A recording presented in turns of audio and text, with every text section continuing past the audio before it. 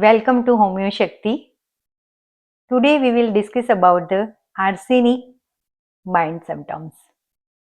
Arsenic patient is very restless, mentally as well as physically.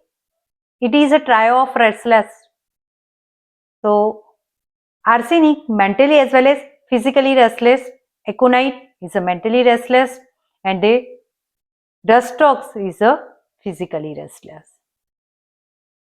આર્સેનિકનો જે patient હશે ને એ ક્યારેય એક જગ્યાએ બેસશે નહીં.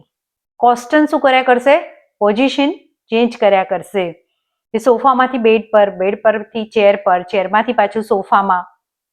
એટલે કોન્સ્ટન્ટ પોઝિશન ચેન્જ કર્યા કરશે. અને ક્યાં સુધી પોઝિશન ચેન્જ કર્યા કરશે? જ્યાં સુધી એનામાં એનર્જી હશે ત્યાં સુધી. એને એવું લાગશે કે હવે એનામાં હરવા ફરવાની એનર્જી કે તાકાત બચી નથી ને, ત્યારે શું કરશે? એ પથારીમાં પડશે. અને પથારીમાં પડશે એટલે કેવી રીતે પડશે? કે જાણે ડેડ બોડી પડી હોય, કે એનામાં પડખું ફેરવવાની પણ તાકાત બાકી રહી હશે નહીં. અને ત્યાં સુધી સૂઈ રહેશે કે ત્યાં સુધી એ રેસ્ટ કરશે જ્યાં સુધી એને એવું લાગે કે એનર્જી પાછી નથી આવી. એને એવું લાગશે ને કે હવે એનામાં ફરવાની તાકાત પાછી આવી છે, અથવા તો હવે એ ફરી શકે એટલી એનર્જી છે, તો પાછું તરત જ ઊભું થઈને પાછું ફરવા લાગશે. So this is the restlessness of the arsenic. Arsenic patient is also fastidious. Patient is a gold-headed can patient. Patient wants everything neat and clean, but especially for the domestic affairs. કે આર્સેનિકના પેશન્ટને જો presentation હશે ને તો તમે એની file જોશો ને તો બહારથી એકદમ તમને એટ્રેક્ટિવ લાગશે, નીટ ક્લીન લાગશે. પણ જો તમે એનું પ્રેઝન્ટેશન જોશો, અંદર એના ડોક્યુમેન્ટ જોશો ને, એમાં કોઈ ભલીવાર હશે નહીં. જ્યારે એનાથી ઓપોઝિટ નક્ષવમિકા હશે ને તો એની ફાઇલ એટલી એટ્રેક્ટિવ નહીં હોય, પણ એનું ડોક્યુમેન્ટેશન એકદમ કેવું હશે? પરફેક્ટ હશે. તો નક્ષવમિકામાં જે ફાસ્ટિડિયસનેસ છે એ ફાસ્ટિડિયસ અબાઉટ હિઝ વર્ક, કે એને વર્કમાં પરફેક્શન જોઈએ છે. એને વર્કમાં એ શું છે? ફાસ્ટિડિયસ છે. જ્યારે ફોસ્ફરસ હશે ને તો fastidious about performance or the physical appearance. અને આર્સેનિક હશે ને તો ફાસ્ટિડિયસ ફોર ક્લીનીનેસ. તો દરેકની ફાસ્ટિડિયસ માટેના રીઝન શું છે? અલગ અલગ છે. આર્સેનિક ઇઝ અ ગ્રીડી અને એવરેજ, કે મારું તો મારું જ છે, એ તો હું કોઈને નહીં આપું, મારામાંથી તો હું કોઈને નહીં આપું, પણ બીજાનું એ મારું છે, અથવા તો બીજાનામાં એ મારો ભાગ છે. પોતાનું પોતાની પાસે રાખશે, પણ બીજાનું પણ શું કરશે? એને જોઈએ છે. કે ફોર એક્ઝામ્પલ, કે શાકવાળી જોડેથી 10 રૂપિયાનું શાક લેશે ને તો એની ઉપર કોથમીર ફ્રી માગશે, મરચા ફ્રી માગશે, મીઠો લીમડો ફ્રી માગશે, આદુ ફ્રી માગશે. એટલે 10 રૂપિયાનું જે શાક લીધું ને એના કરતાં તો એણે જે ફ્રી વસ્તુ લીધી ને એની કિંમત વધારે હશે, કે હજી વધારે આપ, મેં તને પૈસા આપ્યા, એની સામે તું તારી પાસેથી હું જેટલું લઉં ને એટલું ઓછું છે. તારી પાસે જે છે ને એ મારે જોઈએ છે. So arsenic patient having the fear of infection, fear of disease. અને એ ફિયર ઓફ ઇન્ફેક્શનના કારણે તમે ડ્રામામાં જોયું હશે કે પેશન્ટ શું કરે છે? કોઈની જોડે જલ્દીથી હાથ મિલાવતો નથી. અને જો હાથ મિલાવશે તો તરત એ શું કરશે? હેન્ડવોશ કરી નાખશે. અને વારંવાર ફ્રિકવન્ટલી હેન્ડવોશ કર્યા પછી એના હાથની સ્કિન ડ્રાય થઈ જાય છે, રેડનેસ થઈ જાય છે, બર્નિંગ થાય છે, છતાંય એ રિપીટ કર્યા કરે છે. વારંવાર ચેક કરે છે કે ઘરને લોક માર્યું છે કે નહીં, સ્ટવ બંધ કર્યો છે કે નહીં. એટલે આ જે એની ફાસ્ટિડિયસનેસ છે, જે ક્લીનીનેસ છે, is converted into the OCD, obsessive compulsive disorder. પેશન્ટમાં ફિયર ઓફ ડેથ છે. એકોનાઇટના પેશન્ટમાં પણ ફિયર ઓફ ડેથ છે. but aconite patient predict the time of the death, when arsenic patient can't predict the time of the death. But in aconite, what is the expression of patient in death?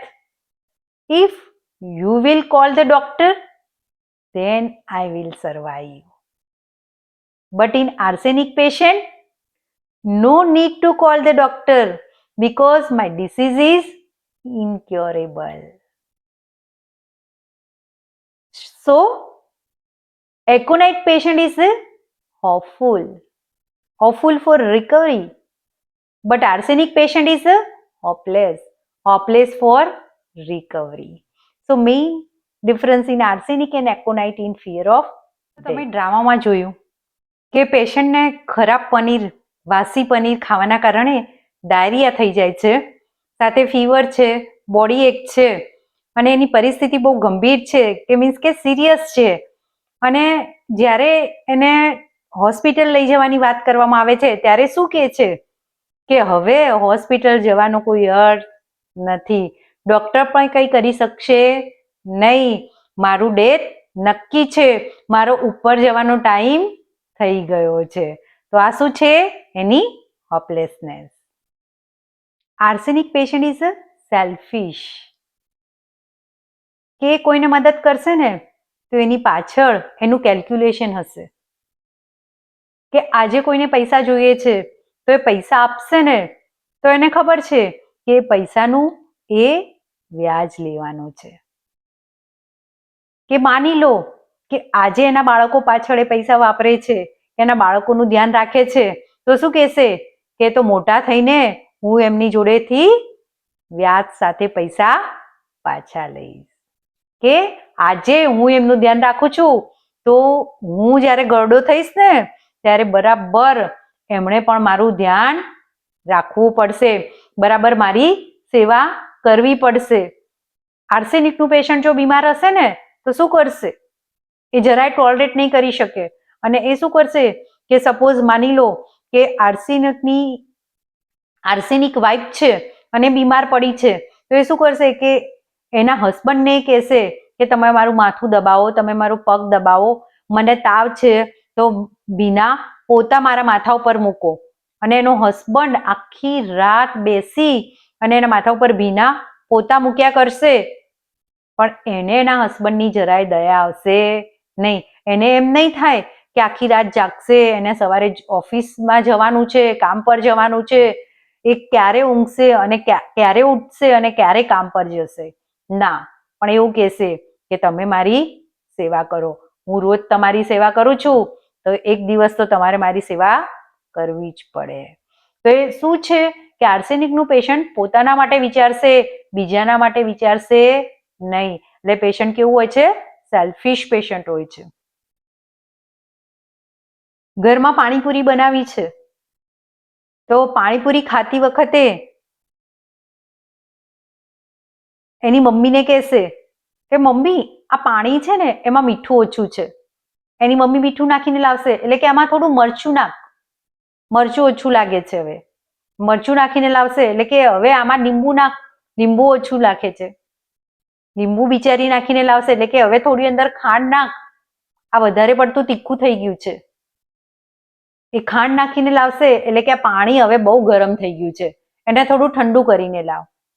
Any mummy ઠંડુ કરીને લાવશે ને એટલે કહેશે કે આ વધારે પડતું ઠંડુ થઈ ગયું છે, આનાથી મારું ગળું પકડાઈ જશે, એટલે આને થોડું ગરમ થવા દે.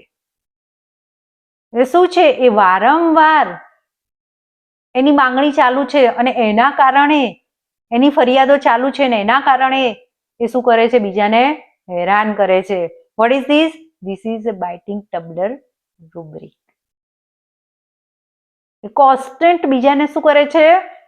એના શબ્દો દ્વારા બાઇટ કરે છે, એના બિહેવ દ્વારા બાઇટ કરે છે, હેરાન કરે છે, પરેશાન કરે છે. Arsenic patient has desire to company. એને એટલા માટે કંપનીની ડિઝાયર નથી કે એને લોકો સાથે હળવું બળવું વાતો કરવી ગમે છે કે લોકોની કંપનીને એન્જોય કરે છે એટલે એને ડિઝાયર ફોર કંપની છે. પણ એને ડિઝાયર ફોર કંપની એટલા માટે છે કે એને એકલા રહેવાનો ડર લાગે છે. અને ફિયર ઓફ ડાર્કનેસ છે, ફિયર ઓફ ડેથ છે. અને એટલા માટે થઈને એને શું છે? ડિઝાયર ફોર કંપની છે. હવે સમય છે ક્લિનિકલ ટિપ્સનો. પેશન્ટ સે, ડોક્ટર, I cry alone.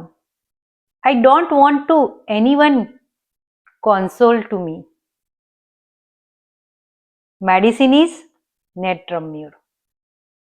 કે નેટ્રમ્યુરનું પેશન્ટ જ્યારે પેઇનમાં હશે કે જ્યારે દુઃખી હશે ત્યારે રડશે, પણ એ રડવા માટે એવો ખૂણો શોધશે અથવા તો એવી જગ્યાએ જઈને રડશે કે કોઈને ખબર ના પડે કે રડી રહી છે. એને કોઈ કોન્સોલેશન આપે, એને કોઈ સિમ્પથી આપે ને એ નેટ્રમ્યુરના પેશન્ટને જરાય પસંદ નથી. So weeping also seen in sepia, also seen in the Netromure and also seen in pulsatilla. But pulsatilla weep for sympathy, craves for sympathy, and all complain of pulsatilla which is relieved by consolation. When in sepia, સેપિયાને પોતાને જ ખબર નથી કે કેમ રડે છે. અને નેટ્રમ્યુર ક્યારેય કોઈના જોતા રડશે નહીં, કારણ કે નેટ્રમ્યુરને એવું જરાય પસંદ નથી કે કોઈ એના પ્રત્યે સિમ્પથી બતાવે. કોઈ એને બિચારી બાપડી કહે ને એ નેટ્રમ્યુરને જરાય પસંદ નથી. એટલે નેટ્રમ્યુર કહેશે કે જ્યારે હું પેઇનમાં હોઉં, જ્યારે હું તકલીફમાં હોઉં ને ત્યારે હું રડું, પણ હું એવી રીતે રડું કે બીજા કોઈને ખબર ના પડે કે હું રડી રહી છું. Thank you.